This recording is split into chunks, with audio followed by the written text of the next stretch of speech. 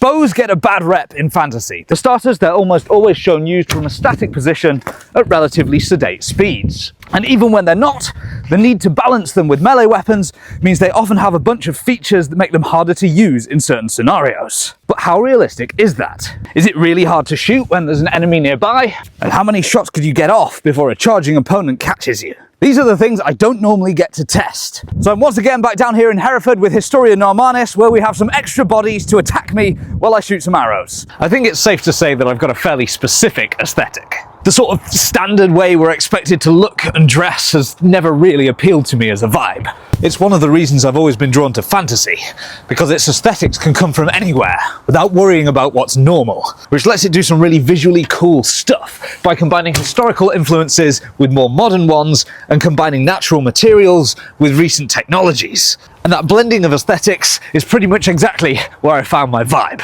which is why I'm excited to be collaborating with Holzkern, makers of watches and jewellery that use natural materials and modern technology and blend them to create something unique. Actually though, this is like the ultimate wood elf watch. It's made with wooden links and there's a leaf built into the back of it, while the marble and black steel of this bracelet works great for a slightly smarter look.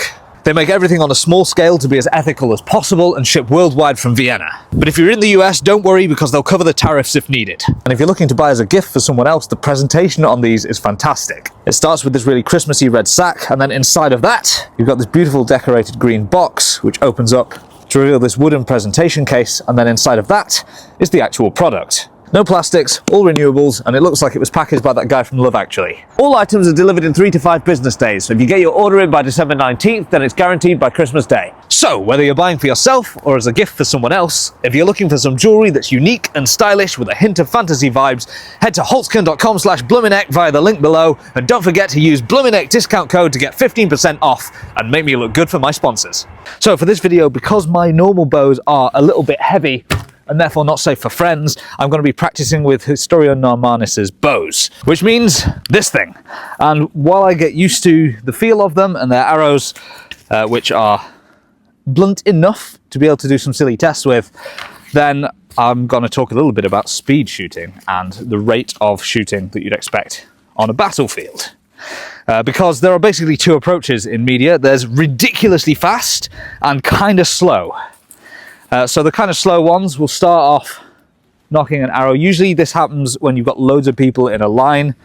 They'll knock, they'll draw, they'll shoot, and then there'll be a big long pause while everyone takes another arrow, knocks, draws, and very often there's somebody calling this out as they go so that they're all shooting at the same time. Now, there doesn't feel like there's a lot of point in these kind of called volleys as often, because it is going to slow down the rate of shooting for the faster archers just so that the slower ones can keep up and you won't get as many arrows out. That said, this kind of regular steady pace shooting does make a lot of sense, because while someone might in theory be able to launch arrows quite a bit quicker with a bit of practice, that kind of more rapid shooting is going to tire you out quite quickly. The other problem with rapid shooting on a battlefield, at least for prolonged fights, is that arrows take time to make. And so to demonstrate this, we are once again going to head to the forge! I'm back at the forge with Ben and Vincent, and we're going to make some more stuff! This is a slightly sped up clip of Ben forging an arrowhead. He's making it out of mild steel from a rod that was already in place, and it took him about 5 minutes all in, which is sort of what you'd expect for a blacksmith historically who doesn't specialise in making arrowheads. Someone who is specialised and is production lining this potentially with a couple of other blacksmiths or arrowsmiths to be able to make loads and loads of these things for a war might be able to knock it down to 1 or 2 minutes per arrowhead. But that's assuming they've already got the materials, and those materials need to have been gone and mined from somewhere, they need to have been smelted, they need to have been transported. Even then, it extends the process even more if they're making a fancier type of arrowhead. These are just very, very simple bodkin points, but if you want bladed broadheads or something with a bit of a barb to it, that's going to take slightly longer. And then it extends it even further if you think about using hardened steel or something like that. And then, even after you've done all of that, you've got to transport these things over to someone who's going to add arrow shafts to them. And those arrow shafts need to have been milled from appropriate wood and then whittled down into the right shape, and then they need to have nocks added, some of which involve a separate material like horn or bronze, some of which are just carved out of the wood, but either way that's a more extensive process. The fletchings need to be taken from birds, which need to be either hunted or farmed, and those birds, those geese feathers, need to be cut down into shape and then attached using sinew and potentially some kind of glue. The glue needs to be made, the sinew needs to be dried out to be able to be usable, and then you need to attach all of that. And it could be done by a one-man band as a labour of love, or you can production line the whole thing if you're producing loads and loads and loads of them because you're anticipating a war using lots of archers. But if you do that, that's a lot of wages you've got to pay. That's a lot of people producing these arrows. So for every single arrow that is made and produced, there is a significant cost involved in terms of time, resources, and money. In fact, it's been estimated that shot for shot, longbows at certain periods of history have been amongst the most expensive small arms ever devised. And the thing about arrows taking that long and being that expensive is that it doesn't really inhibit, say, a hunter from having a decent set of arrows for themselves, or an archer even from having their own set. But when you're shooting arrows, even at a relatively steady pace of, say, 6 arrows per minute, an arrow every 10 seconds, if you're going to be doing that for half an hour even, that's 6 times 30, that's 180 arrows. If there's 1,000 people, then that's 180,000 arrows to supply a set of archers for half an hour at that rate. So those kind of supply issues, if you want to supply multiple battles worth, you can collect some of them, but a lot of them are going to be broken, a lot of them are not going to be in a shootable state. You are not going to expect people to be rapid shooting for the whole of every battle.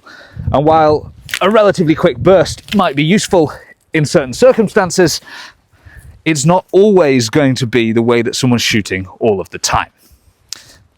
The other factor is the arrows themselves, and this is an issue that I'm facing right now. I do a lot of speed shooting and my normal arrows look like this. They've got a wide nock on them. They are fletched with 4 fletchings, so it doesn't matter which way up I put the arrow on the string, it's still going to be basically the same when I shoot it. And they've got a bunch of different features that make them balanced for rapid shooting.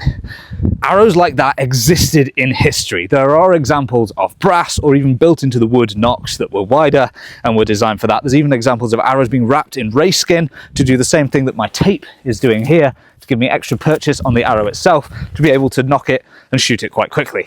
But mass-produced arrows that you're getting for a battlefield are probably not going to be quite as specific to you. And so when I'm using arrows like this, which are a lot narrower in their nock, it's not as easy to rapidly get them into position on the string. It's a little bit more fiddly. And while there were mass-produced arrows that were a little bit easier to shoot quickly, they were certainly not all made that way.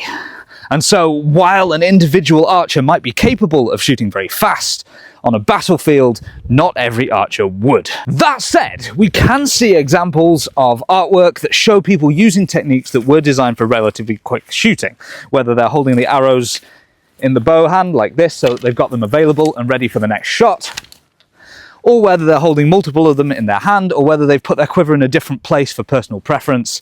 People would have tried to shoot quickly in short bursts when the occasion called for it. So for some of these later tests, I will be trying to shoot as quick as I can, but please bear in mind I'm at a slight handicap. Another bit of context that's worth bearing in mind is movement. Once again, the majority of battlefield archers, rather than individual heroic characters, are shown shooting from a static position. Something like this, they draw and they make their shot.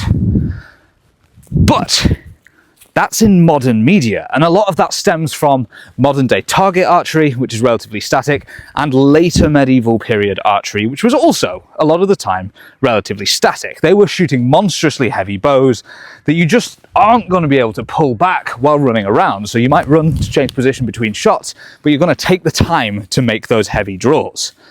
But early medieval archery was a little bit different, and a lot of sources show Viking period archers and early medieval archers running about while making their shots, which means they were probably using a lighter bow, and it meant that they would have been more able to quickly get from place to place and position themselves in the ideal position for taking that shot. One of the classic tropes that comes up reasonably often in different media is that if someone is within melee range of you, it is really hard to shoot a bow. Now, for various different reasons, there are some slight issues with this. One of them is that you definitely need to have the distance for the arrow to have cleared the bowstring to be able to shoot effectively. If I'm trying to hit something and it is within this space here, then there is a limit to how fast that arrow is going to go because it will get interrupted midway through the shot. But that's not usually what's being portrayed here. It's usually to do with how much they're fighting and how much they're interrupting you. So, let's put it to the test. The obvious scenario is directly fighting somebody else. So there's a melee combatant right there. I want to shoot them with an arrow. How difficult is it? Go. Ah! Yeah. Unless I am getting out of your range, there is no way I am going to be able to shoot that arrow before you can hit me with a sword. But what if they're not actively fighting you? Because a lot of these rules still apply even if the enemy in question is attacking somebody else. How hard is it to disrupt an archer who's right in close, even while your attention is elsewhere?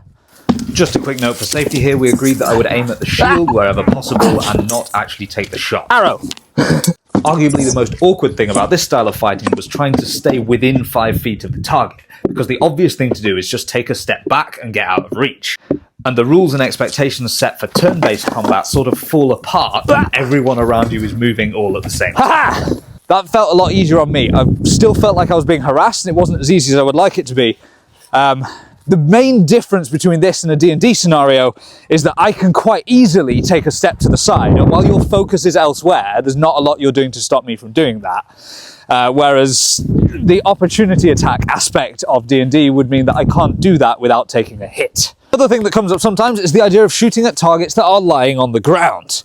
And archers in general, in things like Dungeons and Dragons, will have difficulty shooting prone targets from a distance. But how far do you actually have to go before that becomes a problem?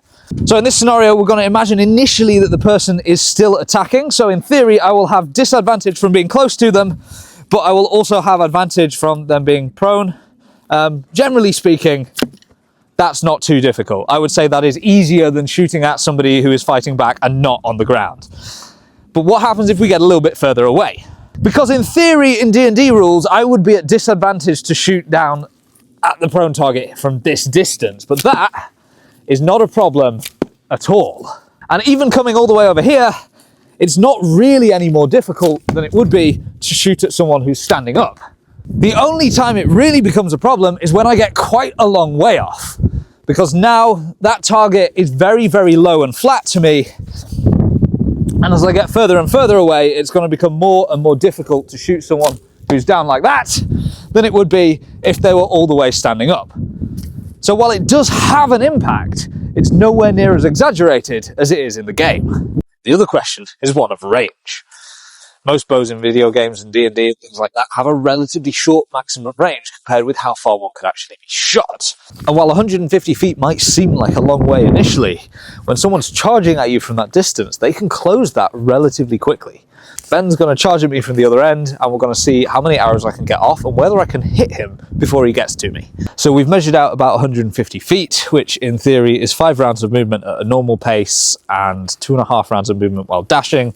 Assuming that I can shoot 2 arrows per round, then that would in theory be, I can do maths, 5 arrows. Let's see what happens. Charge at will! Okay, that is lower than expected. This is terrible. I